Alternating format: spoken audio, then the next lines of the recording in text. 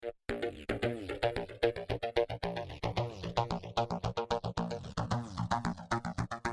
everybody, welcome back to the MAINEiac Radio Show. This is episode 21 and I'm your host, Tech Sergeant Andy Sinclair with the 101st Public Affairs Office here in Bangor.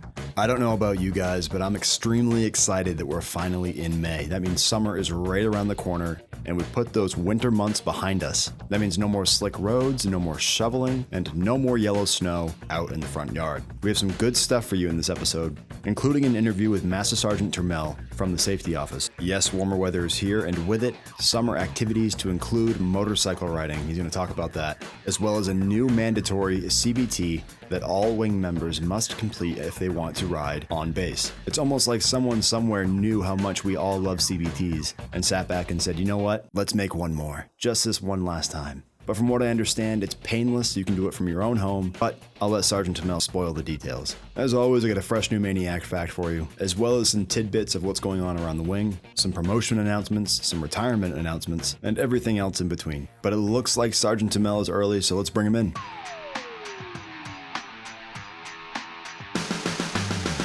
Okay, so everybody, Master Sergeant Dominic Turmel is here in the studio. He's going to talk to us today about motorcycle safety. We were blessed with his presence last year, and he's here again. He's going to give us some tips and tricks about on-base motorcycle riding, as well as a new program that allows training to operate in a much better fluid motion as far as riding your bike on base. So, Master Sergeant, thank you for coming in. Good to be here on a Friday, Sergeant Sinclair. Absolutely, no one's here. It's rainy out right now. It's a little bit quiet, which is good. We can get some work done, so please don't hold that against me later on. So, Sergeant Turmel, what is this new program that I've heard you talk about at Stand Up as far as, is it like a CBT or what is it? Basically, each year there's a new curriculum that comes attached with Basic Rider Course 2, which is the intermediate training. And this year we've onset this new training where it allows you to do computer-based training in the comfort of your own home. It's 3 or 4 hours long. It eliminates the need for our folks to take 3 or 4 hours of classroom time, which would also mean that they would have to show up for 3 days of AT, which in this day and age where logistics are involved, people just don't have time to devote more than 2 days of training for Basic Rider Course.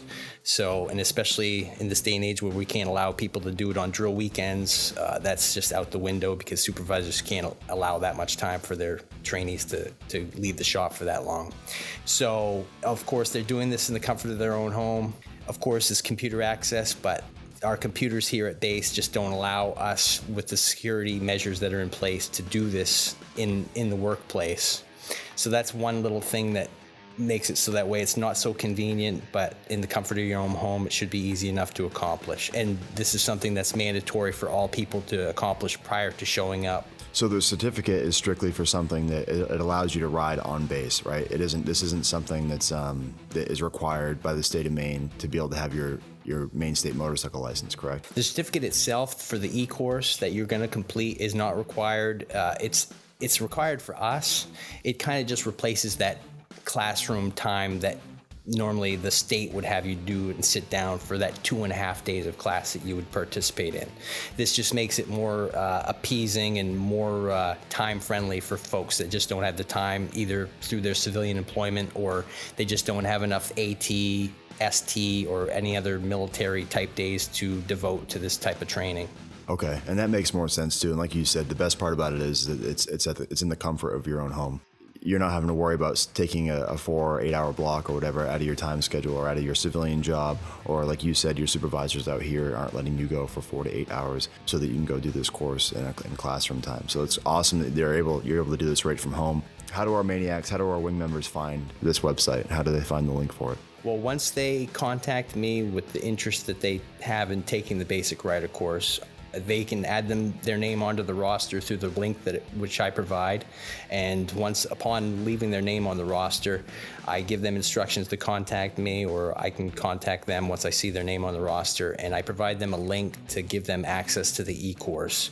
And with the email that I provide them, it gives a whole layout of how they can accomplish their training through the online training. And it should be pretty slick. I haven't heard any comments negative yet on how easy it is to complete or how difficult it is. I think I've had a couple people accomplish it so far with no problems thus far, and hopefully it stays that way. Again, the whole purpose behind this program is to make it easier for the wing members. Obviously, the whole goal behind everything, they're trying to keep safety at the forefront of everybody's mind, is especially when it comes to motorcycle safety. You've seen the stats and you've heard about it from Sergeant Termel and countless meetings and stand-ups. So have you seen the CBT yourself? Do you know what the layout is? I mean, is it like a traditional CBT where you have like this weird animatronic guy talking to you, or is it like a cool little video game, or what is it? I've gotten scouting reports from the basic rider coaches, and they had to take it themselves before they became rider coaches. And there's a lot of videos and just a lot of it's basic. It's really good for somebody who's never ridden a bike before. Very, very helpful. But if you've got any kind of experience, it might be a little redundant for you if you've got any riding experience. But overall, it's a good tool to get somebody revamped on their skills that they need some rehashing on for motorcycle skills. A lot of unused footage from Sons of Anarchy. Before we wrap this up too, I want to ask, it seems like there are always rules, on-base rules, local installation rules that are coming out as far as motorcycle PPE. What are the current rules for what we're supposed to wear when we ride on base? I keep it simple. I'm not a rider myself, but to keep it simple from head to toe, we've got ANSI approved helmet, eyewear that's approved if you don't already have a visor built into your helmet. By the way, your windshield does not constitute eye protection when you're on your motorcycle, so XXI on that. Talk about your torso. You want to wear a shirt that extends all the way to your wrists. You want full finger gloves when you're riding. You also want pants that extend all the way to your ankles, as well as shoes that extend over your ankles.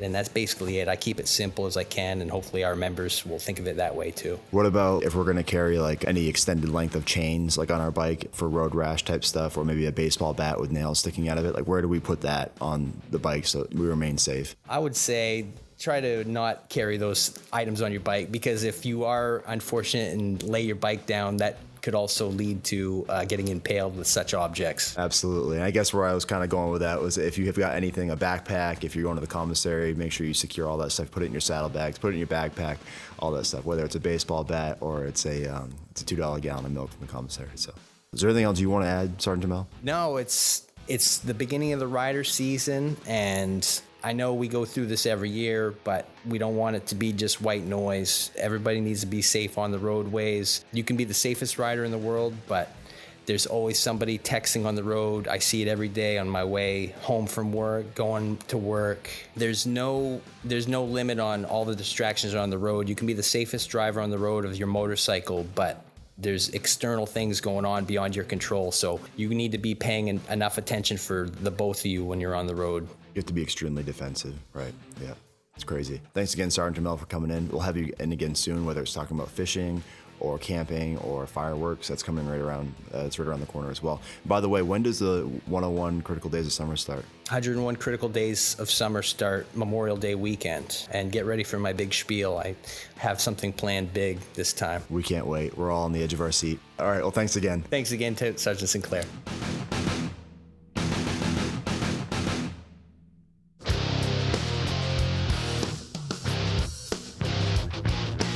Okay, so just a few quick things before we move on to our MAINEiac Fact. Mr. Harry Cramp is our new financial expert here at the Wing. If you have any questions regarding taxes, TSP, anything financial whatsoever, all of that fun stuff to talk about, make sure you go over and you see him. He's a very nice guy, and he's more than willing to help you out. Show me the money! Also, if you need your gas mask tested, the deadline is the end of May. So make sure you head down to LRS and get your mask tested so that you know you can don that mask and stay protected from all those nasty gases out there. And I'm not talking about the men's locker room either.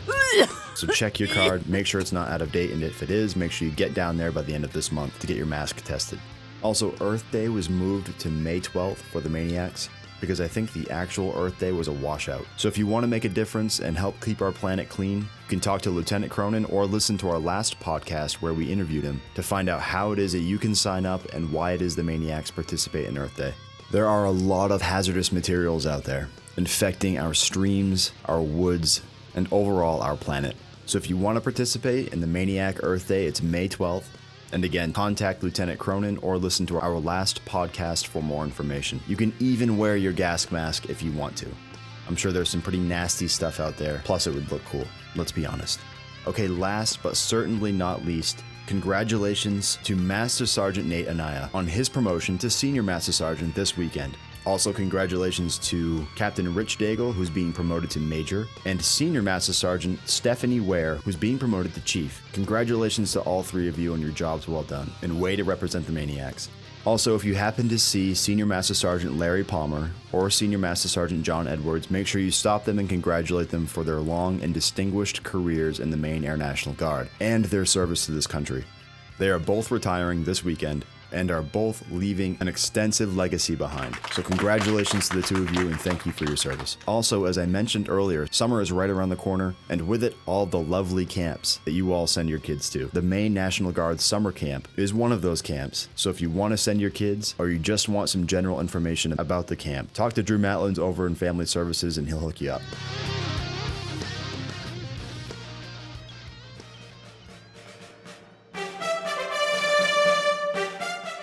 And now it's time for a fresh new MAINEiac Fact. Today's MAINEiac Fact is brought to you by the 101st Aircraft Loadmasters, where they create a critical balance. Extensive coordination goes into planning any Air Force flight, especially when transporting both people and supplies. Responsible for properly loading, securing, and escorting cargo and passengers, Aircraft Loadmasters custom load aircraft before any flight, from calculating proper weight distribution to providing for passenger comfort throughout the flight. These specialists ensure everything and everyone is safe and secure on flights all over the world. For more information on how you can become an aircraft loadmaster, talk to a 101st recruiter. And here's your MAINEiac Fact. The date is 16 February 1954, and in accordance with AFR 35-15, the 101st Air Refueling Wing crest is officially recognized as the official emblem for the 101st Air Refueling Wing. Of course, we're talking about 1954. So at the time, it was the 101st Interceptor Wing, the father to the ARW.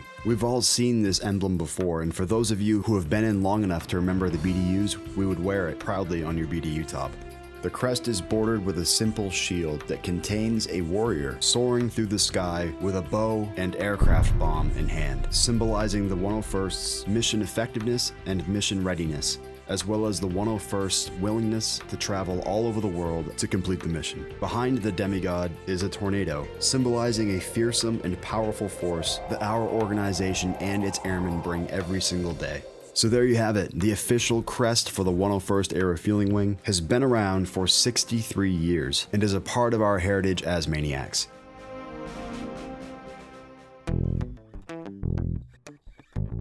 And I hate to be the bearer of bad news, but that's it. That's all we have for this episode of the MAINEiac Radio Show. I'm your host, Tech Sergeant Andy Sinclair with the 101st Public Affairs Office here in Bangor.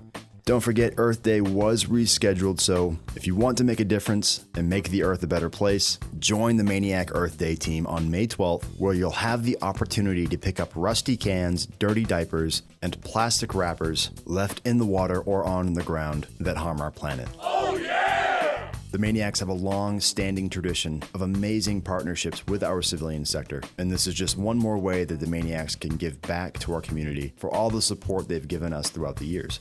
So again, May 12th is the rescheduled Earth Day. Grab your shovel and your plastic bags and let's get this done. Also, don't forget to hit up our official Facebook and Instagram pages by searching 101STARW, where you'll find daily updates, videos, posts, articles, and photos that will keep you in the loop of what's going on in your MAINEiac world. Again, that's 101STARW.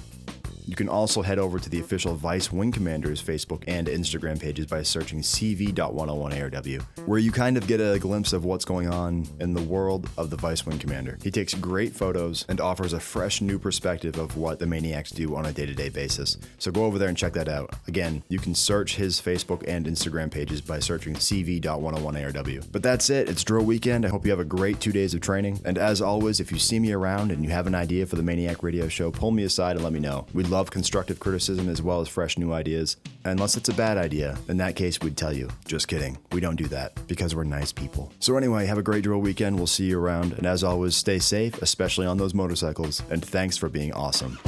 So long.